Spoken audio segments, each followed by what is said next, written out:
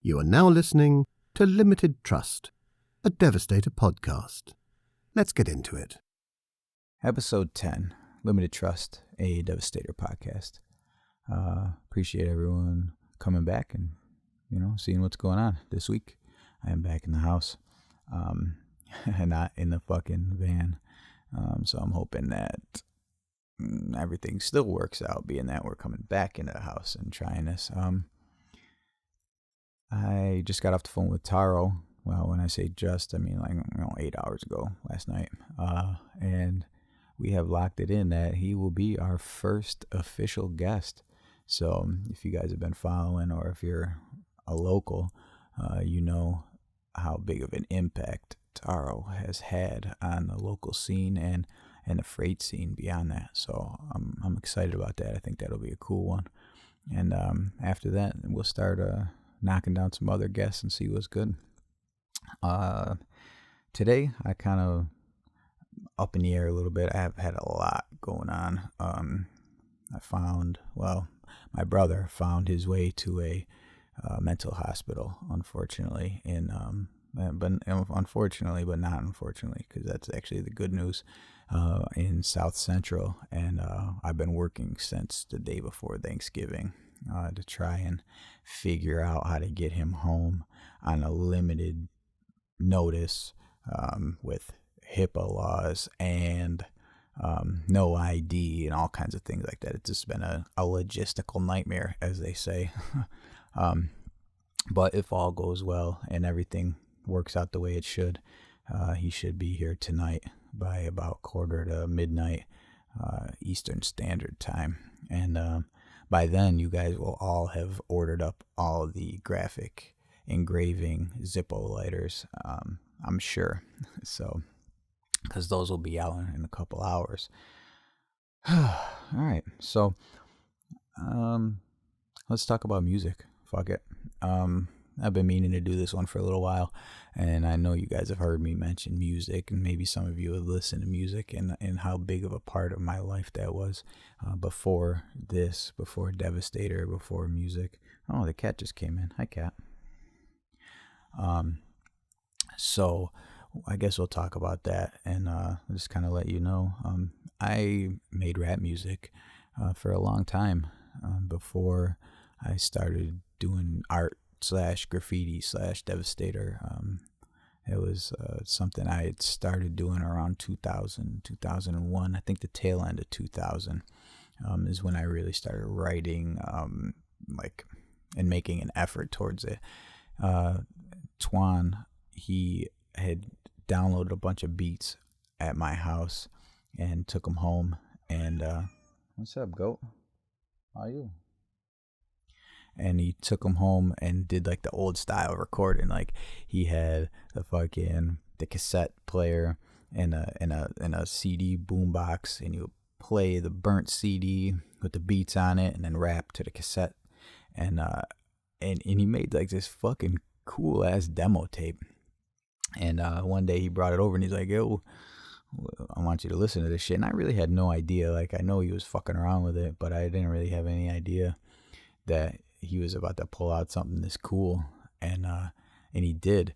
And I remember listening to it, and I was fucking blown away. I was like, "Yo, like this is you." Like, that's, it was like foreign to me that I was listening to a friend of mine on a radio, like, "Damn, come on, son, what are you doing?" And I just thought that was the greatest thing ever. So he ended up leaving that tape, and man, I listened to that shit. I listened to it so much, over and over again, to the point where I felt like I knew some of these verses and where they were on the beat and things like better than he did, which probably isn't true, but I felt like I was that well-rounded on his own craft. I was like, I know this because I listened to it so much. I loved it. And I remember one night, this was after we moved out of the city. Paulie and I who I'm going to pick up from the hospital today, we were out one night, and I remember we were using the original recording software as to what I'm using right now, using Adobe Audition. But it used to be Cool Edit by Semantic, and I carded that shit back in the day, and to make prank phone calls. I don't remember if I talked about that or not, but so I had this software, and I remember like thinking, like, there's this other option on there called the multi-track editor, and I was like, I wonder if that's how they do it. And I told Paulie, I said, I think I can do this. And so when we got home, we ended up recording like the first ever like tracked song, which was terrible. But before that, we would make our digital recordings using the same concept with the MTX 15 stage speakers and the CD player in the background. And then we just were rapping over beats and recording just on a single wave track. And they had mad bass. It was crazy. But I still have those recordings. And I think the earliest one is 01 of that type. And then it kind of just went from there. And once I realized I could do the multi-track, it was a fucking rap, man. It was that's all I wanted to do, and that's all I did. I was one of those dudes that had the book everywhere. And this was before the whole 8 Mile fucking baloney. This was when it was still like when you told somebody that you rapped, it was like a big deal. And people are like, oh. And first thing, that if you rap, people, first of all, they just say, yeah, like, whatever, dog, like, you're not, they automatically discredit you, especially 20 years ago. It was like, yeah, okay. So when it came that time to prove yourself, unfortunately, is the worst way I could put it, because you were automatically counted out. You had to, you really had to show out, and you really had to do, you had to give them what they were expecting. And I felt like I overperformed every single time that happened. But what I did also, thinking about it, I had like this little thing that I would say. People say, like, if someone else told somebody, like, yo, he raps, yo, he's ill, they'd go, automatically, every single time, they go, oh yeah, spit something. Rap. And I would go, yeah, ha ha ha. What, do you want me to lay down and play dead too? Ha ha ha, right? And then automatically they're like, the fuck is this dude talking about? Like, I don't rap on command, but actually, yes, I did rap on command. You just had to dig a little bit. And then I go, I'm just fucking playing with you. And I'll get like the serious face on, doing the whole head movement, lip biting, like, and I go, yo, the rat in the cat with the hat had the gat, rat-a-tat-tat. And I was like mad serious about it. And they would be looking at me like, are you fucking kidding me? Like, and I go, I'm just fucking playing with you. Yo, Lord, keep my loved ones away from me. And if they try to ask why, just tell them pray for me. To tell them pray for me. If they can, let's stand and press hands on the serpents and churches of wetlands. And then you come with something like that, and they'd be like, oh. So I initially would like try to catch them off guard. And then it was like a nice icebreaker. And it also didn't set a baseline for you to be better than. You came out of the gate with something totally stupid. You threw them off guard, and you snipped at them and told them you don't rap on command. And then you just said a bunch of crazy shit, and they were like, all right, this dude is serious. And back then it was still like a badge of honor when you would tell somebody that you made music or that you rapped. And once you got past that initial introduction, then you were almost like a cooler person, no matter what you looked like or what you did or how you acted. It was still okay. And I know in the year or two before I kind of stopped making music,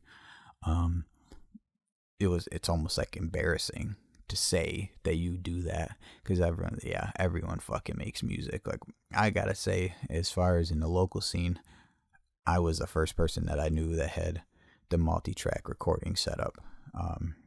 outside of a studio. Like, I had this shit in the house. I had the software. I understood how to use it. Maybe not as well as I do now, or, you know, as other people, obviously. But I had these things, this idea. So this music shit really meant a lot to me because I felt like I was already a step ahead. But where I think we all kind of got off track is we had the material, we had the drive, we had a four, we'll just say 4 out of 5, or 2 out of 3 of the things that were necessary. But what we all just kind of expected to happen was we were going to write these songs. They were going to be good. We were going to record them and, pass them out or sell them to 2 or 3 people. And fucking next thing you know, the labels will be knocking the door down talking about, yo, let's fucking make this deal. Like everyone talks about this deal, about to get this deal. And I was sure. I mean, I'm pretty sure that's why I fucked off a lot of school, and I fucked off a lot of opportunities to do other things, because I just expected, like right now, I figured I'd be like retiring in my fucking Rolls Royce in my mansion, just looking down on everybody, being the fucking illest to ever do it, which is fucking delusional at this point, if you ask me. But if you would have asked me 20 years ago, I would have told you, like, don't fucking dare question me and what I got going on. And I felt like at the time I had the words to prove that, to make that a reality. But it wasn't meant to be, obviously. And I didn't push it the way I should have. So we started making our first tracks and shit. And I remember we threw together our first mixtape, which was just, shit was all over the place. It was crazy. It was called Mob Status Volume 1, and it came out September 25th, 2003, on my birthday, 92503. And I think that one, we ended up handing out a bunch of copies, and we ended up selling probably like 5. And so we started making another album after that. But we had all this shit left over from making that first one. We had like all these one verses. I guess you would call them a freestyle now, but it wasn't really a freestyle. And the way I figure when you see something that says a freestyle is, I feel like it's like a one take, no double overs, no ad lib, none of that shit. Because a freestyle hasn't been an actual freestyle in years and years and years. I don't think, anyway, judging by some of this shit. Because if you know freestyling and you know freestylers, you know that a lot of that shit kind of sounds wonky. There's going to be a point in your verse where that shit is fucking wonky. So anyone that's just coming and every single bar is a hit, bam, bam, bam, bam, that's some bullshit. So we started throwing together Misplaced Material, which was it's like one of my favorite projects that we ever did, because it just had all kinds of stuff. I think there was 32 tracks on it of all different types, full songs, partial songs, little pieces from, it was like all this shit, as the title Misplaced Material said. It was a big mix of all kinds of shit, and that was like probably one of my favorite releases. And after that, I started working on what I would consider my solo project, because I used to call it an album, and I really didn't understand what an album meant. And to me, my definition of an album is all original now, and I learned that later. But so this was like my first solo project. It was definitely a mixtape, industry beats and shit like that. And I remember I cracked a user account on Rocket Productions website, and I ended up telling Rocket Productions, who's a big beat maker, I think he still makes beats, I ended up telling him that I cracked an account on his site, and I downloaded all these beats and all this shit, and he ended up giving me a membership just because of that, which I thought was cool. And so then I had my own membership, and so I tried to help him how to tighten up his security on his site, which was very cool of him still to this day. Nate, I think his name is. Anyway, so I was working on this, my first solo project, which is Black September. And that project was, it was a serious attempt at making a serious project. And it was, it had the standard format tracks, verse hook kind of thing. I'm trying to think. I don't think I did any just verses. And if I had a verse and a hook, I might have half a verse or a second verse or something, but I didn't do any just like verses straight through. So I tried to format it like an album. And I had a hookup at Walmart.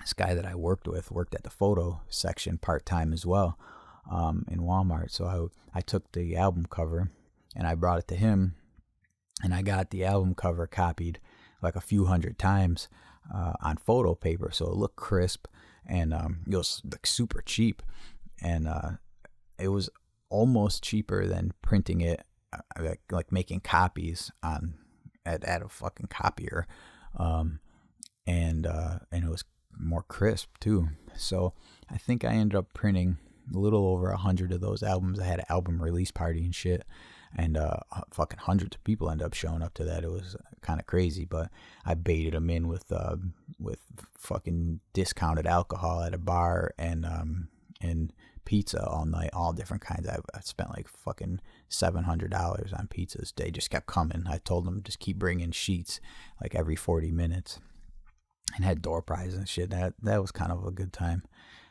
And so Black September came out, I think, was it 9/1/08? I can't remember. I think it was 9/1/08. And then I kind of was I had a foot in the battle scene, and it was shortly after that I ended up doing my first ever fucking actual rap battle. I did one at the fuck was it?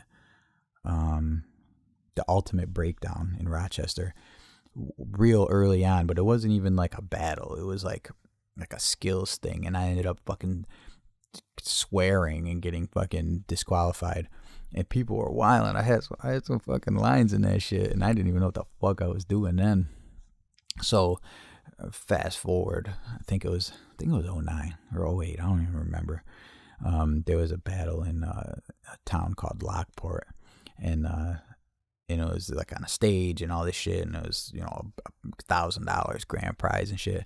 And who actually ended up battling in this event, showed up mad late, was Conway the Machine from Griselda, but at the time he was Cannon, and we ended up having words like back and forth. When he would rap, he would say something about me, and when it was my turn, my round or whatever, with somebody else, I would say something about him because he was going as Cannon, aka Jimmy Conway, and I was fucking Conway, and like Conway, just Conway. So that like started this little back and forth thing, and after that battle, I won 2 rounds. And I ended up losing the 3rd round, and I was just so fucking sick. I was probably until I had the corona, I was probably the most sick I had ever been at that point. And I just was fucking feeling like shit. And people were going crazy because it took mad long for the show to start. And I was like, I just couldn't wait for this shit to be over with. And like it was that bad, and I had like 30 people there with me, so it was like, audience wise, the deck was definitely stacked in my favor, and I ended up losing to Sharp Hustler. And I remember when we fucking slapped each other up on stage, he fucking hugged me and said right in my ear, he said, "You should have won that. Don't worry about these people." And it always made me feel good. Like that was a cool thing for him to do, to tell me. Because he had watched me. I was fucking eating people up before that. Like the 2 other dudes, they didn't stand a fucking chance. And so that made me feel good. And after that, like after everyone started leaving, the dude came up to me and he's like, "Yo," he's like, "I do these things in Buffalo." He's like, "I think you would be a good fit for it. Give me a call. Let's work something out." And it was Lebanon. And I ended up doing like these showcases in Buffalo. and getting like a little TV slot and fucking and radio slot on 93.7 WBLK. I went in there and was on the radio and had some songs played and shit, and that was a cool time for me because I ended up meeting at the time he was just changing from J Hot to Hottest, who ended up being ultimately Duffel Bag Hottie. And he's with Black Soprano Family, which is Benny the Butcher's people. And I was on like the same show circuit as Benny was and all those guys. So I kind of got my feet wet in doing shows and shit in Buffalo on the same circuit as them. And I ended up meeting a bunch of those dudes like at these TV shows and shit. Like me and Hottest ended up doing the radio together, like 2 shows together and the TV slots together. So like we just seen each other once, and then we seen each other again. We talk a little bit more, and by the 3rd time, it was like almost felt good when I seen him because we were both nervous and shit doing this shit. And by the 3rd time I seen him, it was almost like it felt good to see him there because I was like, oh, I know this guy and shit. All right, cool, this is all right. And I think he felt the same way. But Free Hot, man, he's in the feds right now, but free him, man. He always treated me with respect, and I was a fucking outsider white dude, and he was always fucking good to me. Even up until recently, like I reached out to him and to say, yo, you remember me and shit, and he's like, yeah, I do. And he was just always a real nice dude. And so I did these battles and shit, and that ended up kind of fizzling out. The last thing that I did in Buffalo, it fucking went crazy. It was like too much. I think the show got off the rails, ended up being like more about money than what was going on, and then like some gang shit started happening, and I was like, all right, man, this is fucking, my mom is here, you know. Like I gotta get the fuck out of here. So that was when that kind of run eventually stopped with the live shit, and then I bought a new mic, which is this mic. It was a Rode NT1A. It ended up costing me like $1,400 at the time. And I was mad blunted when I bought it too. I told the guy at the fucking music store, I was like, yo, you're gonna have to explain all this shit to me because I'm mad blunted right now. And he definitely wasn't impressed by what I was saying at that time. He was like, I almost felt like he thought I was about to waste his time, and I was ready to fucking buy, you know. So I started working on the Antitrust mixtape, which is the one that's available on Bandcamp, kyleconway.bandcamp.com.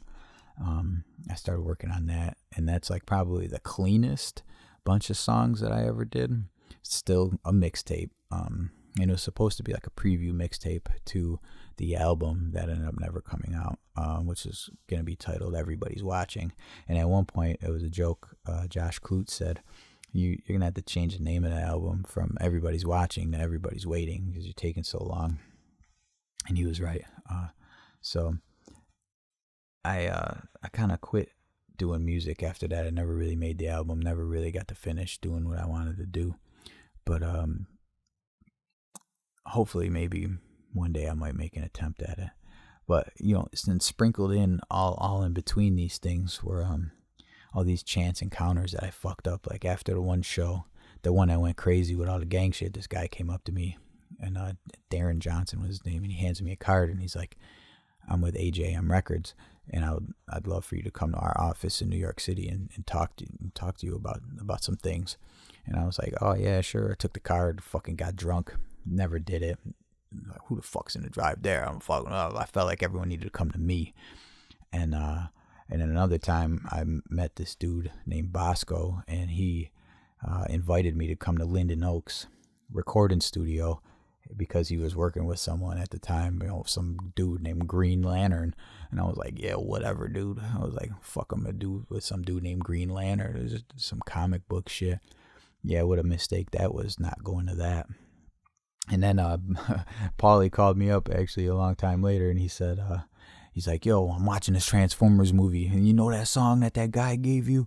And I was like, which one, you know? And he's like, that Pimpin' Hard. And I was like, oh yeah, Bosco. He's like, that fucking song is on this movie. And I was like, bullshit.